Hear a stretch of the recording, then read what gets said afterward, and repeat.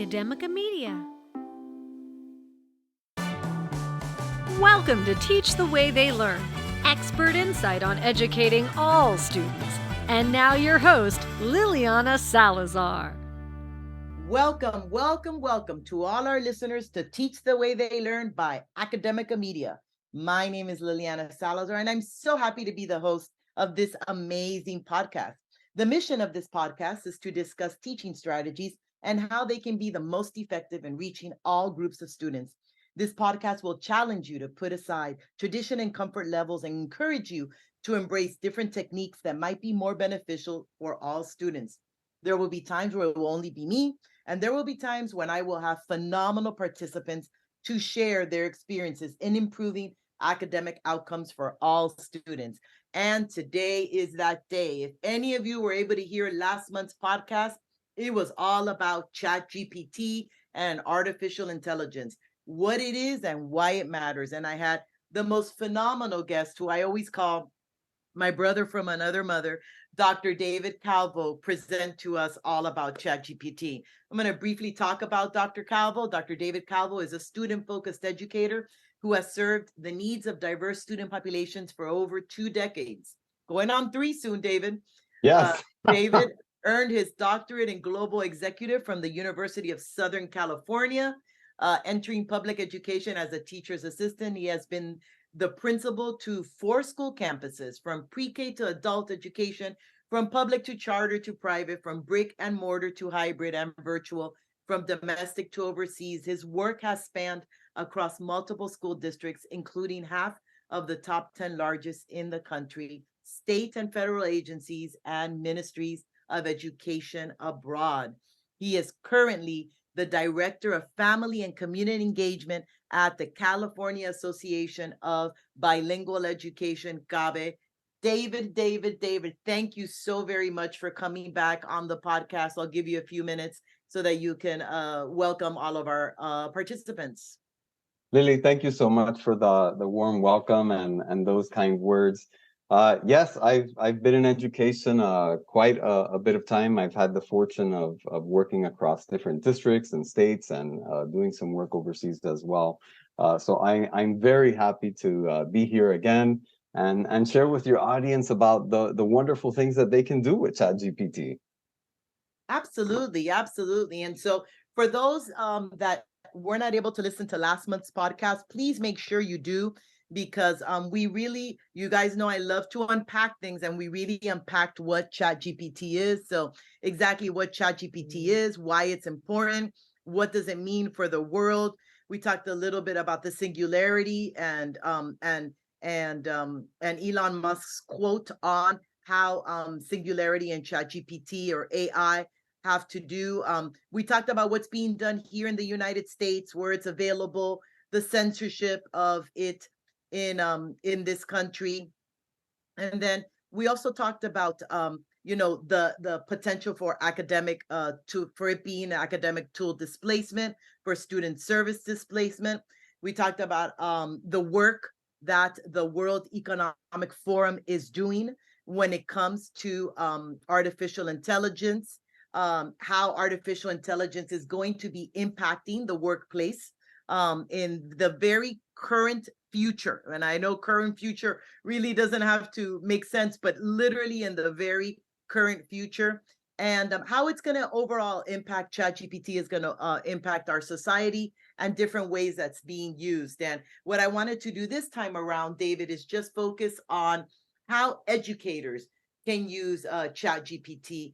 And before you start talking about it, I want to bring Ross on, and Ross is my amazing producer that helps me so much with all of my podcasts. And Ross, I wanted for you to share, because since David and I are going to be talking about how schools are using it, I wanted you to start with your introduction and basically say, because Ross is working on his graduate degree in Florida International University. And so I wanted you to talk a little bit about when ChatGPT just came out, which was literally a few months ago, and how your teachers, your professors approached it and how you're using it now. Hello, everyone. And as always, Lily, it's a pleasure to be here. Thank you so much for having me. It's an honor to be able to sit with the legendary David Calvo and yourself Yep. to talk about all things education. So For those of you who don't know me, I'm a former Somerset Academy student who pursued my undergraduate studied in public relations at Florida State University. Now I'm currently studying marketing in the School of Business at Florida International University. And listening to the conversation between Lily and David has been really eye-opening, because hearing all of these things in this chatter about ChatGPT is just like these tools. I wish these tools were available during my undergraduate studies. So I currently work with a lot of students on a regular basis, visiting school sites and, doing a lot of groundbreaking activities and, being involved in the community. I'm doing some transformative work, and hearing conversations about ChatGPT. It's really like, wow, like you guys are a step ahead of the game. I wish I was able to have like a platform that'll write my papers for me. So with things like this and innovative platforms and ideas like these, there's the pros and cons to it. So you can use it to your advantage, and some people don't use it to their advantage. So currently in my studies, as I'm going through my marketing program, our current professor is actually encouraging us to use, ChatGPT and these artificial intelligence platforms to kind of use it to our advantage, not to plagiarize our work, but to use it for our discussion posts, to spark discussion, to, generate some ideas, create conversation. So professors don't really encourage us to plagiarize, but they have encouraged us to use the platform to manipulate our writing, manipulate the platform to what you want it to do. Use it to create comparisons in your research. So use the piece that they're giving you to compare to a writing piece of your own to see what's different.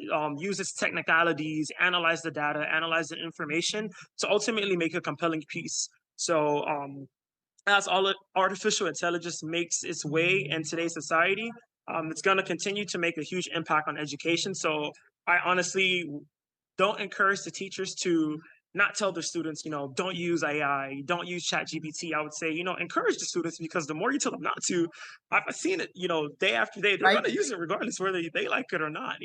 There's ChatGPT, there's Spinbot, where Spinbot uses the information on ChatGPT to spin it into, rephrase it, kind of like a paraphrasing platform. So Got it. I strongly encourage educators and teachers to honestly try to incorporate, the artificial intelligence and the ChatGPT into the curriculum. Use it to your advantage of maybe making like, a cool Kahoot game. I know Kahoot's like a cool platform. Let's see who could create, a quick 5-minute piece or 10-minute piece and use it as a class discussion. Split the kids up into groups and use it to your advantage, as opposed to, penalizing the students for using ChatGPT. Wow, David, from the mouth of babes, right? Yes, literally. I mean, I think we can end the podcast, Ross. I think you nailed it. You nailed it. I mean, I maybe should have put you at the end of the podcast because I stole me and David's thunder, but so powerful, right? And Ross, I'm going to age David and I a little, because when we would do research, this is what we would do. We would have to go through books, like to find like where we want it, like on key terms. Then we would go to this thing called microfiche, and it's like this. It's like a little like negative. Imagine like a camera negative. It's like a negative, right? And then you would get this microfiche and you would put it under this really big lens, and you would have to move the microfiche around. So you could find, David's cracking up because he used to do it. So you could find the article that you're looking at, because basically what the microfiche was a whole journal, like a whole journal on a microfiche. So it would be like, imagine all of the pages like on one negative, and then you grab that negative and you put it under this huge, it's like a computer, it's like a big lens. And then that's how you're able to find your article. Oh my God. What we had to go through when we were trying to finish our I would say our bachelor's degree, right, Dave? Was pretty amazing. My young listeners, my millennials, I don't know what's after millennials anymore, my Gen Zers, I don't know what's going to happen after Gen Zers. You guys have no idea how many hours we spent in the library just getting research done. So we are Lily, guys. right? Let's not forget that after you found what you were looking for, there wasn't a print button. Then Correct. you had to copy by hand everything you That is wanted so from true. there. And later on, Ross, later on is where there was a print option, but many times there wasn't. So you would have to just stand there. I mean, be there for hours just looking at it and taking notes and getting exact quotes of the material that you were using. No. It was like out of control. Like if I probably would have finished my doctorate now had I started it now than started it so many years ago, because wow, it is really, really, really difficult to do some research now. So I know I brought back a whole bunch of participants, so I hope I get some feedback on that, because I know that me and David are just cracking up with that. So, but thank you, Ross. I mean, powerful, powerful words about how, and that's one of the things that I was so worried about, and I wanted to speak to David about, because I am hearing a lot of negatives when it comes to Chat GPT, and from my position and my passion and my work, which is working with students that have disabilities, I see so many positive outcomes that can come out of this if we embrace Chat GPT, but we embrace it the right way, Ross, which is what your professors are doing it. So let's talk a little bit about that, David. Let's talk a little bit about, now that we've had this great overview on ChatGPT, let's really focus on schools and how schools can be using it. What do you think? Sure. Lily, it's not just minority students that can benefit from this, but you and I before have talked about UDL and how those basic universal design can really improve learning for all kids. And ChatGPT really holds that promise. And so just kind of starting on some of these ideas, imagine that ChatGPT can create your entire curriculum or portions of curriculum that you already use.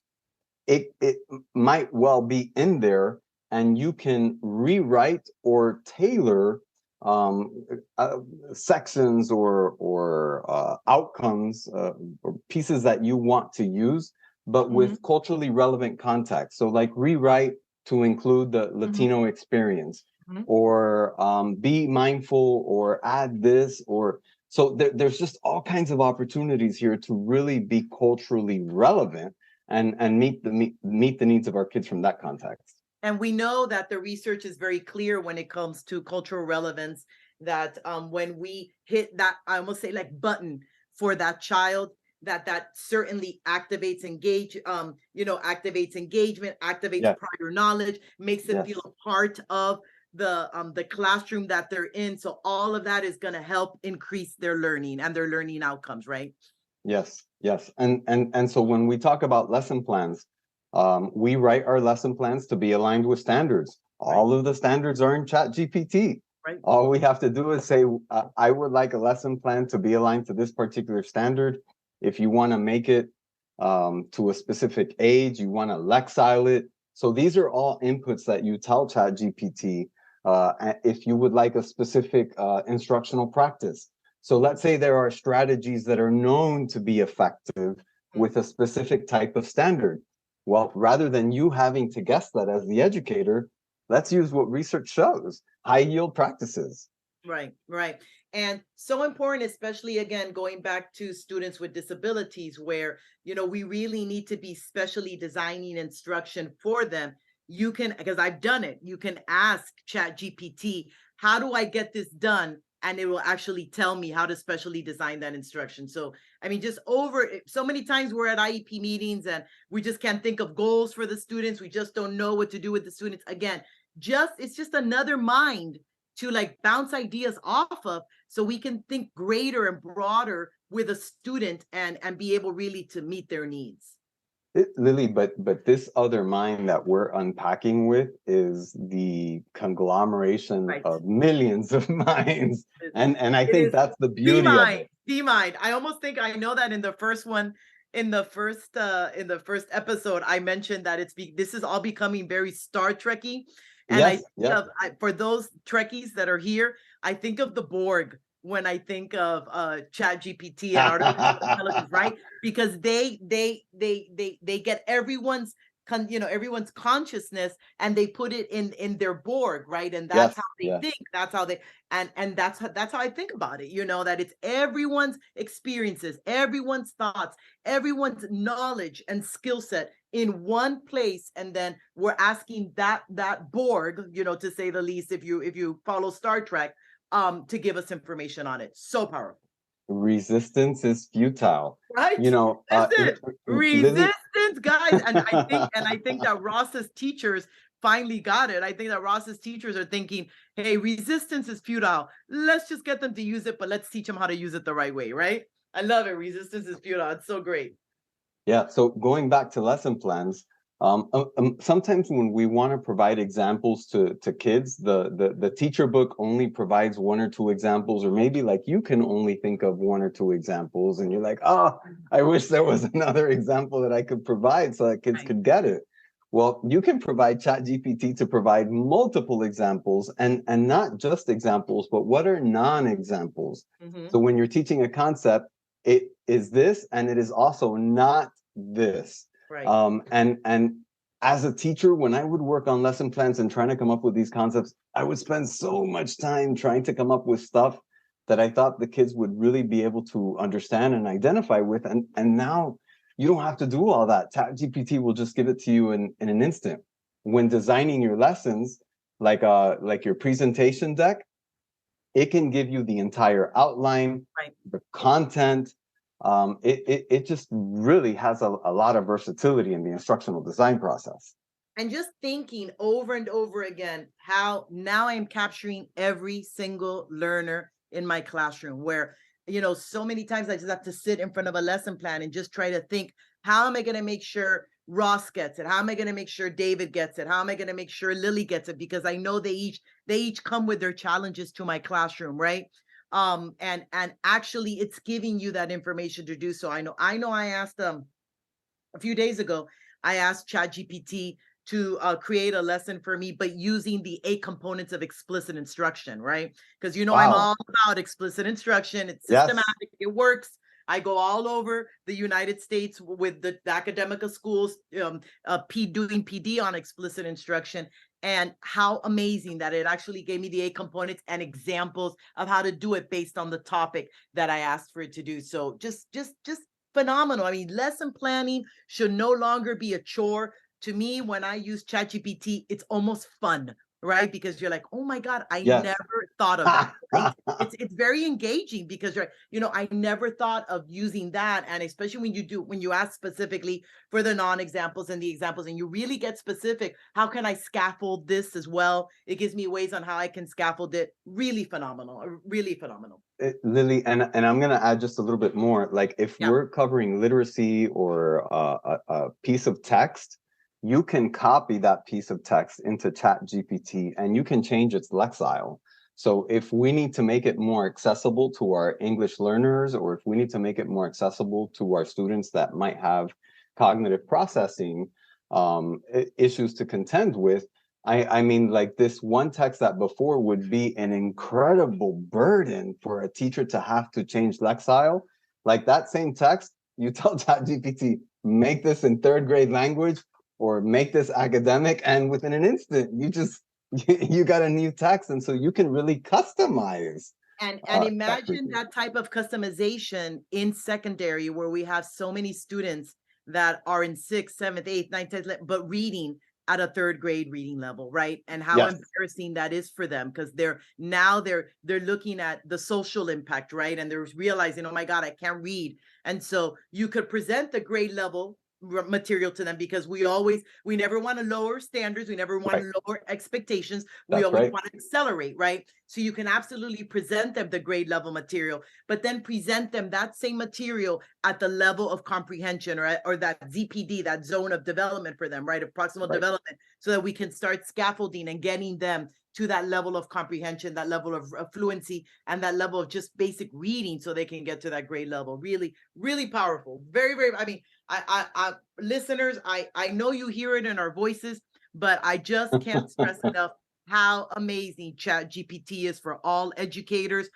As a former principal, as a former district leader, I've got to tell you, please embrace it, because it is truly going to put your instructional delivery on another playing field, on another level, and all children will learn. That it is going to transform tier 1 instruction to the point that if we do it right, we'll need very little tier 2, very little tier 3, only for students that really have significant challenges because they're getting it right the first time.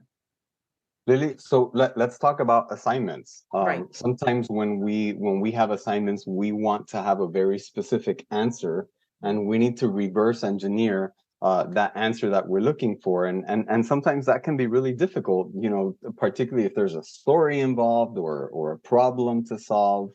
But with Chat GPT, you enter, this is the answer I want, reverse engineer a story, or reverse engineer a problem if you're doing math, whatever the context might be. And you now have multiple examples, you know, depending on what you're looking for, that can be made within moments, as opposed to you having to do this customization.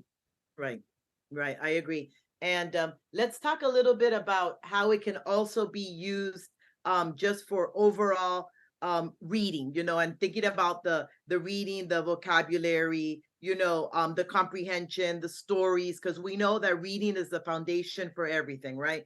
Talk to me a little bit Absolutely. about ChatGPT and how it can improve instructional delivery of reading.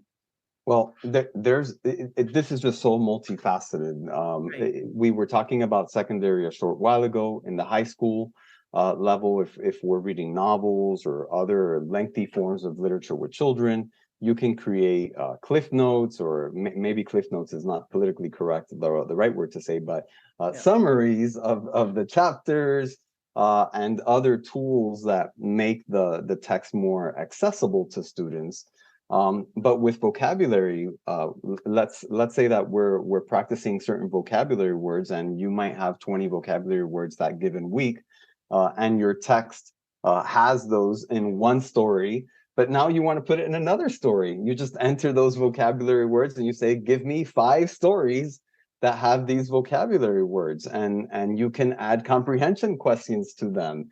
And the application of this information now has multiple levels that this just makes for you within minutes. And it's like a rabbit going down a hole. Really, it is, because it is. And for those of you that haven't used it, I really, really encourage you just to pick a topic and just ask it to create, just start with the basics. You know, let's just say, I don't know, the solar system, right?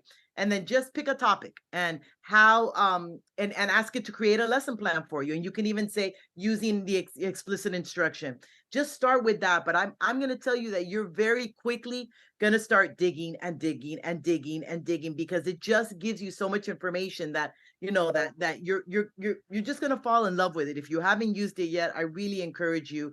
I really encourage you to use it. David, talk a little bit more about how else ChatGPT can be used.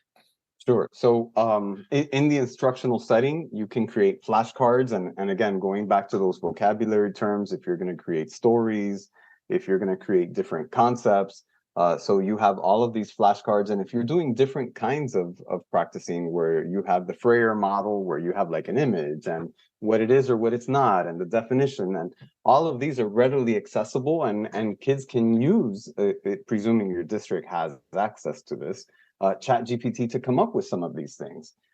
If you're doing stories and you're trying to analyze plot or character development, you can come up with alternative endings to the story, or you can come up with changing the character. Like, well, what if the character didn't do this but did that?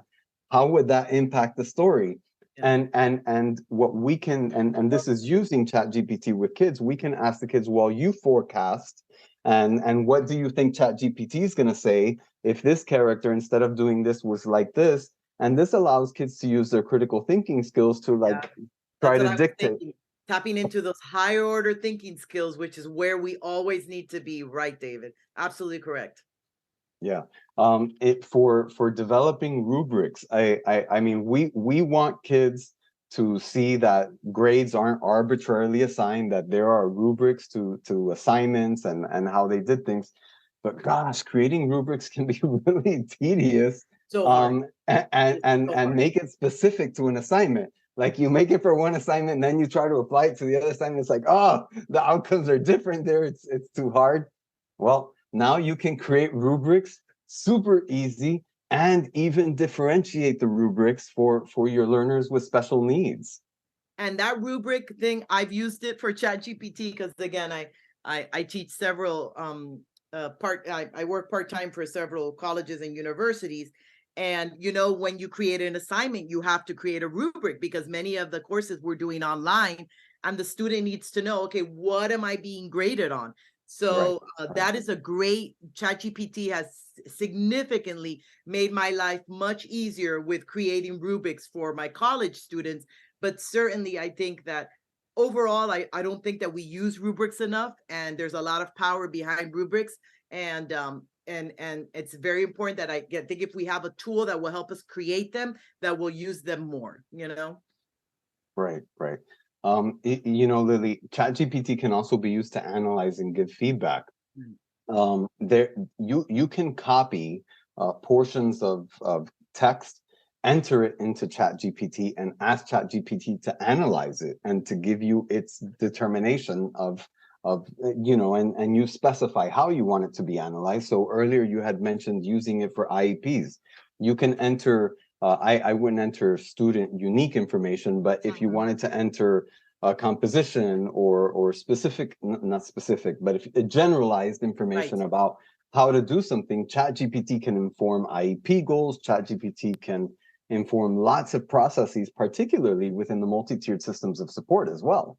Yeah, let me tell you something that I have used it extensively because you know, there are times that I'm called into meetings to work with parents and advocates that have not felt, you know, that their child has been able to access their education. And, you know, I do a lot of research on those goals, and I go into ChatGPT and I do ask it, give me a goal for this, give me a goal for this. And then I dig deeper and dig deeper. And it really does help. And you can even say, give me a SMART goal, because we want the goals to be, you know, smart.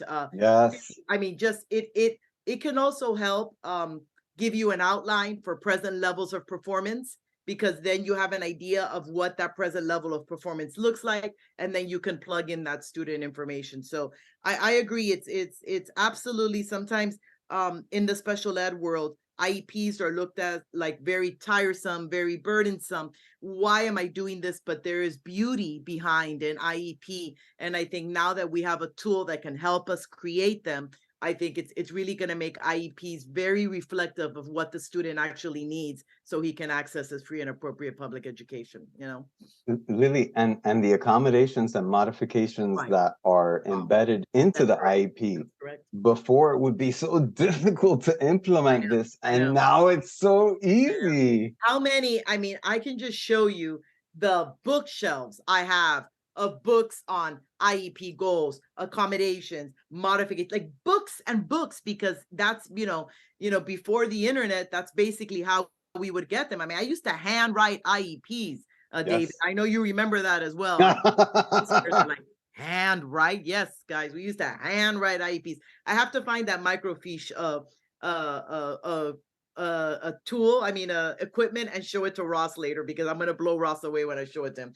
But yeah, definitely it's and you know what, even for parents, because I've had some special educators come to me and say, you know, what advice can I give a parent? And I actually do a Zoom and I put them on ChatGPT, because that is the way that I can expose them to ChatGPT. And I'm like, write it in. How can I help a parent, or how can a parent help their child with this? And then they give us a list, and I'm like, there you go. That's what you're going to give the parent. So again, it's all about, it's not replacing the thinking, but it's just like another tool, but a tool of the Borg, where like everyone's brain is in it. You know, all of the Einsteins, everyone is there just to help you really give a good product. Talk to me a little bit also, because I know that, you know, we can use it also for templates and newsletters and so on. Yeah, Lily, before we transition there, one of the things that I wanted to share just really quickly that I think it is particularly helpful. Sometimes we understand an exceptionality because we've been exposed to it, but when there is the intersectionality of multiple exceptionalities. And when we are dealing with language issues or Yes. other barriers, like these become very challenging situations to navigate. But with ChatGPT, we can put in all of these specifics and it can give us very customized information for our children and other people who have these intersectionalities that are a little bit more nuanced to work with. I agree. I've done it before, and it almost gives it to me like a task analysis, David. Step Yes. 1, do this. Step 2, do this. Step 3, do this. I mean, it really is a very powerful tool. Really is. Yeah. So, templates, there's all kinds of templates it can support with, like newsletters. If you do recommendations for kids to go to college or participate in other activities in the community, if you have parent notices, like its applicability is just so versatile because it can provide ideas to classroom situations such as disengaged students, conflict between students, and other management issues. And I think that I'm just going to keep on saying it. For those that have not tried it, please try it. I mean, I can't thank David enough. I'm sure eventually I would have heard about it because so many people are talking about it. But David specifically said, "You've got to do this, Lily. You've got to try it." And it has been a game changer for me. And just to better able to do my job, to work with all the teachers that I work with and the principals. So I really, I can't stress enough, guys, please take advantage and just try it so you can see how amazing it is for educators. Talk to me about because we've talked a lot about the classroom, but talk to me about extracurriculars, because that's a very big part of a K-12 education and a student experience, right? Sure. And teachers aren't just limited to what's happening in the academic setting, but a lot of times they contribute in so many ways. And oftentimes those ways have even less resources available. Like a teacher that runs student government, you don't have a handy dandy handbook of like, how do you run student government at your school? Right. And coming up with meaningful activities for kids could be really difficult. But ChatGPT can give you activities for clubs and for sports, for fundraising, for strategy, for conditioning. It really just has all kinds of uses in other spaces as well in the classroom or at the school level. And I know we're going to talk a little bit about school leaders, but given your role of working with parents and how important it is and all the work that you do, definitely I know that we had previously said parent notices, but I know that many of the schools and many of our listeners, I'm sure, are working in Title I schools, Title III schools, and part of those dollars is ensuring that we are providing workshops and we are educating our parents. And certainly if you're stuck, you can use ChatGPT to give you an outline on a training that you might want to provide parents, and then individualize more for what's going on in your school. What do you think about that, David? Because I know that your current job is all about empowering parents so that they can be an asset in their child's education. Absolutely, Lily. It's definitely a great tool for that. And it's not just limited to parents, but as specific as you give it information. And so to share a parent example, yes, I wanted to design a very specific type of workshop. I gave it the specific outcomes that I wanted out of the workshop. I gave ChatGPT the audience that I was intending to participate in the workshop. And so then with those inputs, I asked it to reverse engineer a workshop outline. And it gave me some things that I wasn't particularly interested in, some things I really liked. I asked it to edit and to add some other stuff. It gave me that full outline. And then once I had the outline, I asked it to unpack it more so that way I would have full information on all the bullets. And within an hour, I created a multi-hour parent presentation. So right. It's an amazing tool. It is. And that's what's great about ChatGPT, because it'll give you an initial outline and then you'll pick the 1, 2, and 3 and the 4 that you like. And then you'll go back and you ask, tell me more about, and then you tell it, and then it gives it more about, and it's just, oh my God, it's just fascinating. Let's talk a little bit about school site leaders, because I think that they've definitely got to embrace it. They've got to embrace it the right way, because again, I know that there are concerns about how students are using it, but I do think that when it is explained in the appropriate way, that students will use it responsibly. But tell me how this, how ChatGPT can make the life of a school administrator, a principal, which is a very difficult life. And, we're seeing nationally that a lot of people are not only leaving teaching, but they're leaving administration and they're leaving superintendencies. Like, we have Yes. many openings right now in the United States for superintendent positions, where that rarely ever happened because so many people would aspire to be a superintendent. And well, I'm not even going to go into administration as well. Talk to me about how they can use ChatGPT. Sure. So, earlier we talked about its uses in curriculum, instruction, and assessment, but its application is just so much broader than that. From an operations perspective, if you're stuck on a specific problem that's happening, you enter those parameters and what parameters you have to work with, and it will provide you alternative solutions.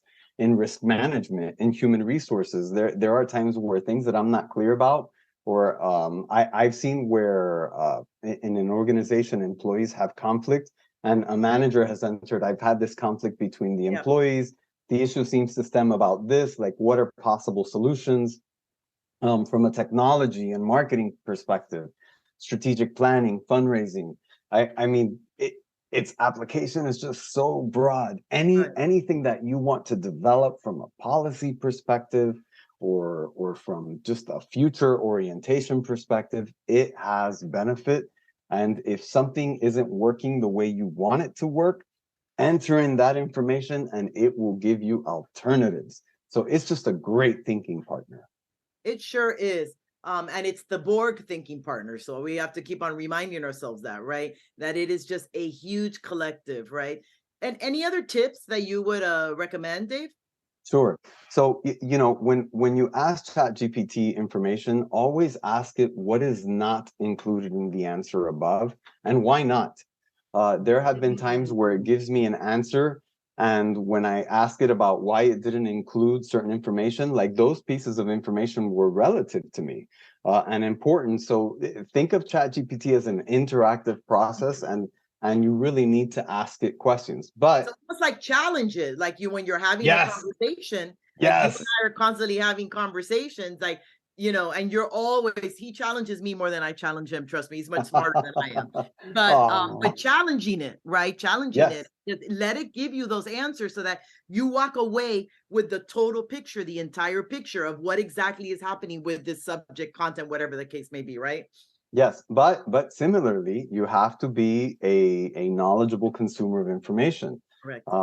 Ask it to cite its source or verify information, because a trend that we're seeing now emerge is what's called chatbot hallucinations. And chatbot hallucinations is when ChatGPT or any generative AI for that matter provides text that is plausible but isn't factual. So, like the New York City case that I talked about earlier, those attorneys. And the other thing that I think we need to be mindful of is that information you enter shouldn't be sensitive, because this is a learning model. So it absorbs information you put as you interact with it. And if you give it very sensitive or private information, it could spit it out to somebody else. That is absolutely correct. Wow. So, I'm really glad you mentioned that, because again, we want to be very careful with what we're putting in there. And I know you mentioned it briefly when we were talking about IEPs and so on, but I think I'm so glad that you brought that to everyone's attention. So as we're getting to the end of our phenomenal 2-part series on ChatGPT with my fellow colleague who I love so much, Dr. David Calvo, where can educators find out more about ChatGPT other than the most amazing podcast of Teach the Way They Learn with Lily Salazar, Ross Ulysse, and Dr. David Calvo? Yeah, so there's all kinds of articles on it all over the internet. But ChatGPT does have a website for educator considerations, and the URL for that, and maybe this can be added for the audience as well, is platform.openai.com/docs/ChatGPT-education. Yeah. And Ross, let's make sure we have that one on. And remember also from from podcast 1, I wanted to make sure that we added a site for a link for the World Economic Forum, because I think everyone should know about the amazing work that they're doing. David, anything else that you can share about Chat GPT? Sure. It has an app for your mobile, and that app has a speech-to-text feature. And it's quicker to use if you don't like typing. And just a quick reminder about privacy. It's also helpful to just do a quick reminder that ChatGPT has all kinds of uses outside of education. Give it ingredients in your kitchen, and it will create recipes. It can analyze a job description and prepare you for interviews. It can help you find that word that you're looking for, and you just can't think of it. It God, really that has happens to me all the time. Yeah. So when that happens to me, I tell it, I'm looking for the word that, when you do this and, whatever those things you remember. And within a minute, I got it. That is so wonderful. It really is. It's just such a great tool, extremely versatile. If you Google, you need to start Chat GPT. Like it has to become the word, a verb, like as Googling, I'm going to go Google it. It's become, Yes. the verb. You need to start saying, I'm going to go Chat GPT it, because really it is a phenomenal resource. And I always say, anything that we can use to make us educate and teach better, we need to use, and you'll get the information you need within a matter of seconds. And Yes. and because as teachers and as administrators, we are always so limited with our time, it is so important to use this tool, So as we're wrapping up our session, our podcast number 1 on ChatGPT, which was last month and this month, what do you want to wrap up with, Dave? Sure. Just a couple of closing thoughts. The fourth industrial revolution, as societal patterns respond to automation and artificial intelligence, I mean, we're in for some interesting things. Yeah. And if you really think about it, we've already created and are partially functioning an augmented social reality like the metaverse. So Chat GPT and other forms of AI are only going to get more smarter the more we use them. And it just remains to be seen the inflection point in our society. So it's almost like it's a necessary, it's a requirement, it's a mandatory for educators. I think for everyone in general, but definitely for educators, because I think we've talked at great length about how it's going to impact not only the K-12, but what is happening in K-12, which will impact then the future. Well, David, first, I can't thank you enough. I mean, what an amazing, after being on my hiatus for a few months, what an amazing way to come back, right? To have had this podcast with you, I think has been so wonderful. And to have had the input from Ross has been so great. As you know, I end all of my podcasts with a quote. So I'm going to give you a quote, and then I want you just to give me your thoughts about it. And this quote is from Fei Li. And he said, AI is not a replacement for humans, but a powerful tool to augment our abilities and drive progress. I'll say it one more time. AI is not a replacement for humans, but a powerful tool to augment our abilities and drive our progress. Thinking about that quote and thinking about what we've just done in these last 2 podcasts, what are your thoughts? Lily, I think that is absolutely spot on.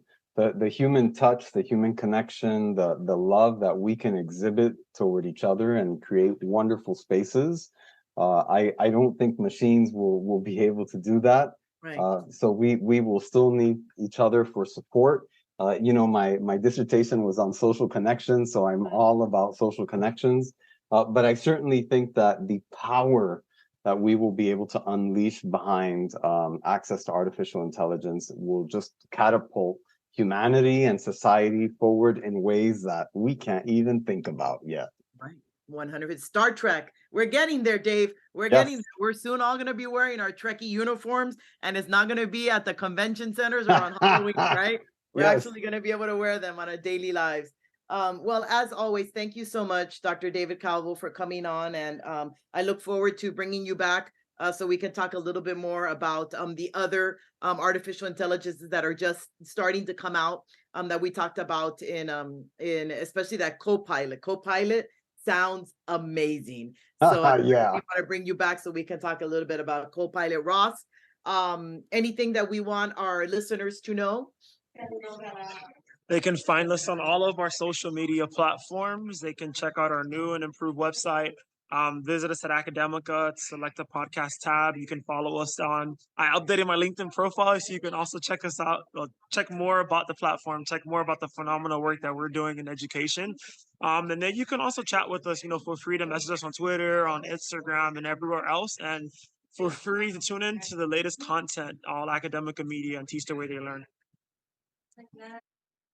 Absolutely. And please, those of you that are listening, share. We definitely want to grow our listener base. David Calvo also has a LinkedIn page. Please make sure that you follow him. I have a LinkedIn page as well. And I just think it's been great. And thank you so much. And for all of my listeners, thank you for just listening to the podcast and supporting us and supporting me and sharing the podcast. I very much appreciate it.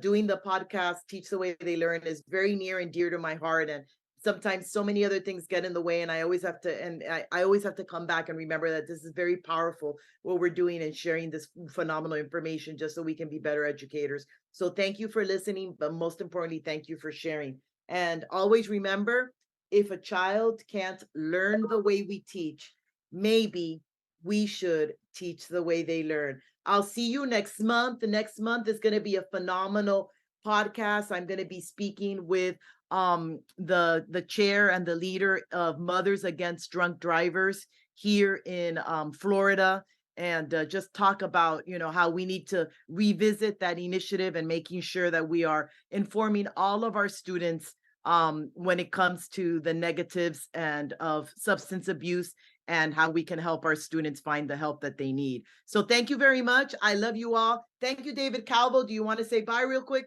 Thank you, Lily. Thank you, audience. I enjoyed our podcast. All right. Thank you all. Have a wonderful one.